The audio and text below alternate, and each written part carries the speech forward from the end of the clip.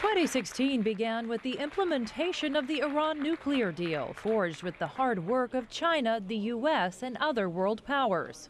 With the implementation of the nuclear deal, oppressive sanctions imposed on the country that had placed a lot of pressure on the economy and welfare of our people were lifted with the help of God.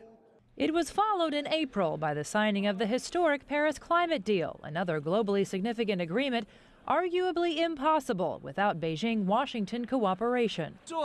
We will take effective actions at home to reduce greenhouse gas emissions. The pace of teamwork between China and the U.S. was jolted by the U.S. presidential election results.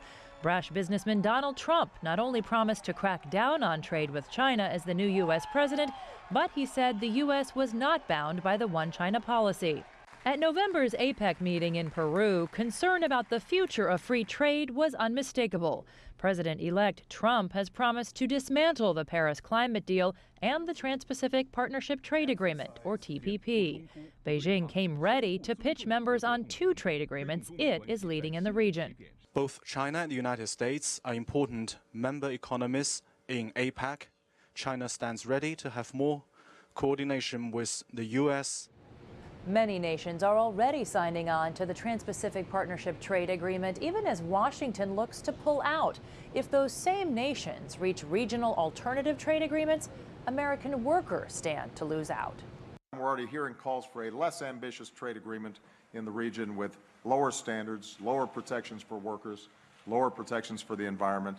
As the White House changes hands, American policies may change too. Beijing sees an opening to lead the global community on trade and climate policy. But there's still work to do on cybersecurity, a glut of Chinese steel around the world, and China's claim it deserves market economy status. Jessica Stone, Washington.